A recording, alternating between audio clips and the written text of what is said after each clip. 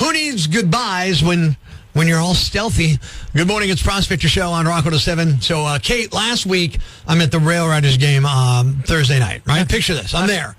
Most of the Rock 107 crew is there. We're eating food and cheering the team on a little bit. We're getting ready. I'm there like an hour before the game starts. The gate's open. I'm like knocking on the gate. But I end up sitting next to Maury, who practically does everything behind the scenes here at Rock 107. Yeah, one of the hardest working people here at Time Show. Absolutely. And her friend Tina is there. Mm-hmm. Tina's very nice. I've met her at a couple other things. Very nice. So I'm talking with them for a little while, blah, blah, blah. The game gets into the first inning, but it was like the first day of pantry raid, so I'm like really tired. It was a long day for me. I knew I wasn't staying that long anyway, but at one point I just casually say, I'm just going to get up and take a walk around. I'll just stretch legs. You know. So I get up and I walk around. Walk around? Yeah. That's Prospector code for, I think I'm out of here. Yeah, absolutely it is. And I'm thinking, this is my moment. I'm in the concourse. I see that exit sign glowing like, oh, Prospector, come here. Prospector, come here. So, poof, I'm gone. Irish goodbye. I'm in my car before Maury, Tina, anybody else realizes I'm not coming back, you know? It's kind of sneaky. Yeah, it is. It's legendary, but not in a good way. Look, it's not like I'm left them in the wilderness. It's a baseball game. They've got hot dogs and there's lights and a mascot doing backflips, but I'm driving home feeling like James Bond. I'm like, yeah, I just pulled off the heist of the century. So I come into work the next day, and Maury told me, oh, my friend Tina started asking everybody, where's Prospector? Did he get lost? Is he like, she was genuinely concerned about me. Like, we lost him. Yeah, lost. I was liberated. I was on my couch eating chips, watching reruns of Friends. I wasn't lost. And I bet she's still out there interrogating like a hot dog vendor or something. Have you seen the guy, you know, the one with the Rock 107 shirt? Yeah, now Maury actually explained to her that I was not coming back and that I do this all the time. She's like, oh, Prospector loves the Irish goodbye. She knew that I wasn't coming back as soon as I said I was going for a walk, which is true. Well, Maury knows, and I bet Tina's shocked. I bet she's just taken aback that you hadn't just said goodbye and you just left. Why would you ever say goodbye at like a game or a party box or even at a party or group outing? It's chaos. You got to talk to people. You're hugging every other person. You're shaking hands. Oh, we got to get together soon. It's like leaving a family reunion. I just figure, you know what? Vanish into the wind. Cleaner, easier, no fuss. I feel like sometimes you're allergic to fun and like the social graces. Next time, I don't know, send Maury or me a text. No. I've gone to find myself. No, not going to happen. I love the Irish goodbye. I'll do it again. And when people tell me it's rude, I'm like, no, it's efficient. Okay? It's like leaving a party before the drunk guy starts singing karaoke. The Irish goodbye is better for everybody involved because I don't think it's so important of me to stop your life to say goodbye to me. All right? I did the Irish goodbye. In fact, I did it so well, I pulled a Houdini. Poof, gone. Tina and everybody else interrogating the ushers all over at PNC Field. Have you seen Prospector? Have you seen him? And if you see Tina, tell her Prospector's still out there walking around, just probably in his living room. Rock 107. Now it's time for Does Pennsylvania Have a Budget Yet? What are you kidding? Of course not. We may never have one. This has been Does Pennsylvania Have a Budget Yet? Recorded during the Blood Sugar Sex Machine sessions. In fact, it was a B-side on both Give It Away and Under the Bridge. Not released until the Conehead soundtrack as a music video / single. Red Hot Chili Peppers at Rock 107. Is that enough Rock College for you? Rock College this morning. Heavens. Prospector Show on Rock 107. I got one more things for you. Okay. Who made a cameo in that video? It was on the Coneheads movie soundtrack. It was an SNL guy, but not Dan Aykroyd. I was going to say, it wasn't Dan Aykroyd? It was not.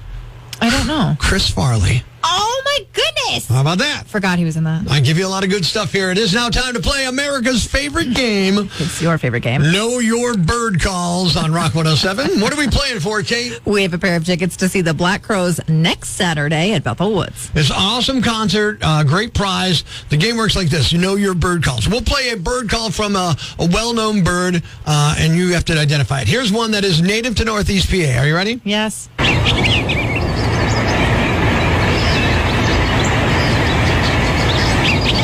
Recognize it? Any bird on the side of a highway. The Eastern Bluebird. The Eastern Bluebird. And that's its song. And yeah, right near 81 evidently on that one. So if you can figure that out, you're ready to roll. Are you ready? Yes. Here it is. Here's today's, what I would call significantly easier bird call. Now Now, do you know that one? I do. You can't win, but you can if you're listening. If you know that bird call, get on the rock lines. 1-888-ROCK-107, 1-888-762-5107. Correctly identify that bird call, and you could be off to see the show from Rock 107. It's 7 o'clock. It's Friday morning at Northeast PA's Classic Rock. Good morning, I'm Prospector. Good morning, I'm Kate. And Kate, all weekend long, we've been playing what's become America's favorite game, Know Your Bird Calls. I'm pretty sure it's just your favorite game, but I digress. I'm an American, so I'm going to make it America's favorite game right now. And we're going to play it one last time today because this is the last pair of tickets we have on the morning show to give away the Black Crowes tickets, right? Yes, but we are giving away those Black Crowes tickets all weekend long for our 90s weekend. Yeah, so all you got to do is start listening again. Don't ever stop listening. That's really what you got to do. Because if you got to sleep, put on the earbuds, listen while you're asleep. Maybe it'll wake yourself up. So the game works like this. We play a bird call you would all know and love and recognize, like the Eastern Bluebird. Sure, buddy. That's the Eastern Bluebird right here in Northeast PA. Or we play this one, which is easily recognizable, although not native to Northeast PA. That we know of. I mean, it's definitely not native. Even if it's here, it's not native. So that bird, in case you missed it, that's the bird call we need to identify today. The rock lines are ringing. Let's answer them. Rock 107. Do you know today's bird call? Roadrunner. Roadrunner, yeah. Was that too easy? Just a little bit. This would be Dave Shirley. Congrats, you're a winner. You're going to see the Black Crowes from Rock 107. Fantastic. We were just talking about this last night. And now you can talk about it some more because you got the tickets for free. Yay! Now, we again don't have any more of these to give away on the show. We're not going to play Know Your Bird Calls anymore. I may just retire. Oh. Because I'm so bummed out about giving up on America's favorite game. Well, we'll think of something. We do have tickets to give away next week for some other cool shows, some Adam Sandler. Yeah, some crazy stuff coming up. But before all that, the 90s weekend starts today at 5. And you can win your Black Crowes tickets there if you didn't win them from us. A gas station bathroom memorializing an alien abduction in rural New Hampshire is a good idea. From the 305, he's disease-free and drives a Porsche. What else does a girl need? And from area code 310, my boob job is like a master key. It gets me in any door, any party, and anyone's pants. They're magical. You hit send, and we hit the floor laughing. Intoxicated on Rock 107. Area code 813. She flirted with the pilot and a frat boy at the Vegas airport, then told a bartender that his mask matched her panties. So yeah, I'd say she's rebounding from the divorce. Area code 774. You have 10 seconds to explain why the toilet is full of bread or it's all going on your bed. And area code 410. And by running errands, I mean eating an entire bag of Milanos by myself in the Walmart parking lot. Hey, we found him in your telephone. Intoxicated on Rock 107. From the 317, the sex would be better if it wasn't interrupted because his home detention ankle monitor needed charging. At least I know he's not cheating on me. Area code 620. I swear I'm an adult. I say as I send my mom to go find me green Lucky Charms and Lady Gaga Oreos. And area code 617. Do you have the salami in bed? I'm trying to make a sandwich. Proof that booze and cell phones don't mix. Intoxicated on Rock 107. Good morning. It's Prospector Show on Rock 107. And today, Kate, is a day I hate more than most. It's National Talk Like a Pirate Day. Yo, ho, yo, ho, a pirate's life for me.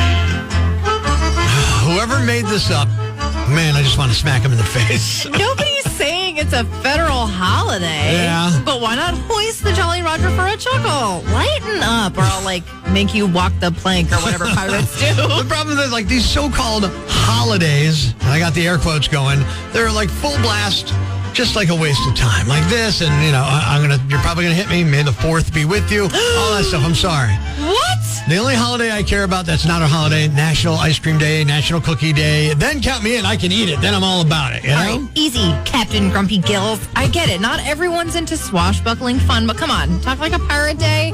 It's harmless. Prospector, a little role play to spice up the morning show. The only time I want anybody talking like a pirate comes from one of the greatest movies ever made. The dread pirate Steve be in no man's debt. I'll make a barter with you, true's the North Star. In exchange for your kindness, I'll be splitting me buried treasure with you. Dodgeball? Oh! Steve the Pirate and Dodgeball. That's the only pirate movie or any of that pirate stuff I'm even interested in. I call it a distraction that's annoying. It's just that simple. But it started as a goofy bet between friends in 1995, Yeah. went viral in 2005 thanks to a column, and now it's global. It boosts creativity, it gets us chatting, it annoys you. Talk Like a Pirate Day, the biggest mutiny against common sense I can remember in a long time. It's time for Real Talk with Prospector.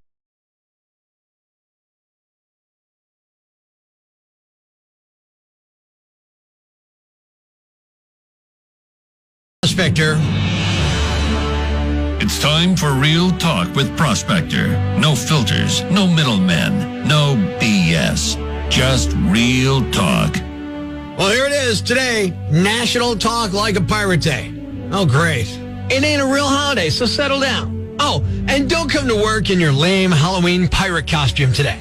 I'm talking to you, Tim in accounting. Knock it off. And know this, if you actually try to talk like a pirate for more than one sentence to any one person today, you're a complete tool. This has been Real Talk with Prospector on Rock 107. One rant may cause you to pull your hair out, scream at the radio, punch the dashboard. Complaints should be addressed to Loudmouth Yambag at rock107.com. Hey, I'm Rock 107's Prospector, and here's what's got me jacked. The whole first annual nonsense is back, and people, they're throwing it around like they're playing in the next Super Bowl. So I'm not pointing fingers. Let's just say it's folks who ought to know better, who ought to have a clue, because they've heard me talk about it all the time.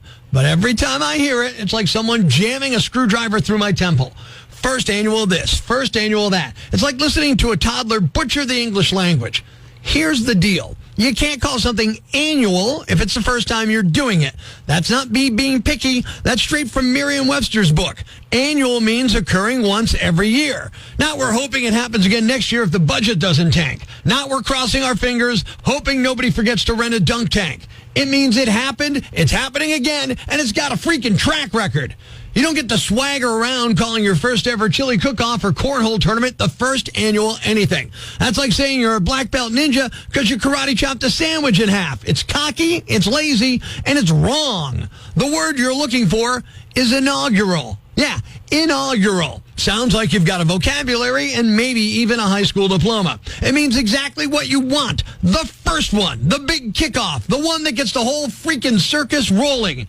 You want to hold an inaugural pie eating contest? I'm there. And if you manage to pull it off again next year, then you can call it annual. And what really gets me, it's not just the phrase, it's the smugness. These people act like they've already carved their event into the history books while the ink's still drying on the poster. You're not fooling anyone. Your first annual yarn swap isn't launching a dynasty when you're already out of yarn. Call it inaugural and stop making my soul cringe. I'm Prospector. I'm for the people. Who's with me? I gotta go crazy, man. Ever see the crazy guy screaming at the wall outside the Times building? Where does this rage come from, my son? Tweet us with hashtag #IFoundProspector and we'll come and get him. Prospector, mornings on Rock 107.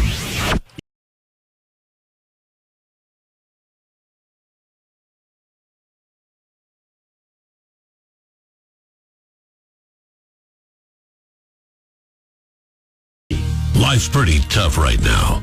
There's plenty of bad news, but it's not all bad. It's time for the brighter side of Prospector on Rock 107. A kid near Philadelphia is in the news because he has some serious smarts. 9-year-old Aiden Wilkins has skipped so many grades, he's already a sophomore in high school. He started taking neuroscience classes at a local college, too. He says he wants to be a pediatric neurosurgeon someday. Thanks. We needed that. The brighter side of Prospector on Rock 107. Ladies and gentlemen, grab the kids, call your neighbors, and gather round the radio. It's now time to announce the winner of Prospector's Yam Bag of the Week, as decided by you at rock107.com. We uncover the most baffling, ridiculous, pathetic, cockeyed, laughable, preposterous blunders in the world of misdeeds. Nominee number 1. If you're a bad gambler, you're probably a bad criminal, too. A man jumped off a Royal Caribbean cruise ship in Puerto Rico last weekend because he wanted to skip out on a gambling debt of about $16,710. He'd run that up at the casino on the ship. He was caught on surveillance camera jumping into the water near the shore, where he was picked up by people on jet skis. Seems like he might have arranged that part. The authorities didn't have any trouble tracking him down. He was arrested and is now facing $250,000 in fines and up to 5 years in prison. So yeah, he thought he could slip out on his tab unnoticed, and now he owes around 15 times what he lost at the casino. For what it's worth, when they found him on shore, he had $14,600 in cash on him. Nominee number 2. Talk about a siren song gone wrong. One driver turned an emergency response into his own high-speed drama. On September 10th at around 11:30 in the morning, an ambulance was heading to a call with lights activated. The paramedic legally passed a 2001 Chrysler. The Chrysler's driver, Terrell Osborne, 47 years old, reportedly followed at high speed, drove recklessly past the ambulance illegally, and cut in front of it to block it. This action prevented the ambulance from reaching the emergency promptly. State police arrested Osborne, charged him with obstructing medical service, reckless driving, and multiple vehicle and traffic law violations. Nominee number 3. Ma'am, not every fast food place is a Wendy's. A man in Florida was waiting in line at the drive-thru of a Popeyes when a drunk woman stepped between his car and the window. She apparently arrived in an Uber, but the driver wouldn't wait in line. She was hammered and demanding a Baconator, which is Wendy's, not something at Popeyes. The guy filmed the woman as she was talking about how long she waited, how she's from California, how she went back and forth between wanting to fist bump the guy and looking like she wanted to fight him. Eventually, police showed up and escorted her away. It's unclear what she might have been cited or charged with, if anything. Nominee number 4. There are at least 3 or 4 subtle signs that this woman wasn't sober. See if you can spot them. A 24-year-old woman in Tampa got arrested after she drove the wrong way on the interstate, sideswiped a cop car, and claimed her husband was driving, but it was pretty clear that he wasn't. It happened just after 2:30 a.m. on Saturday morning. Chest cam footage was released, and yeah, she was out of it. She was doing 60 on the shoulder, going in the wrong direction, and would not pull over. She sideswiped a cop car when it got in her way.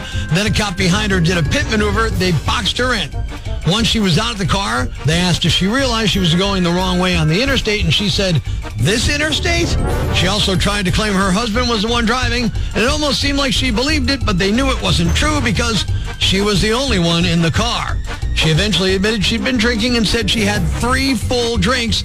They breathalyzed her, and she was more than twice the legal limit.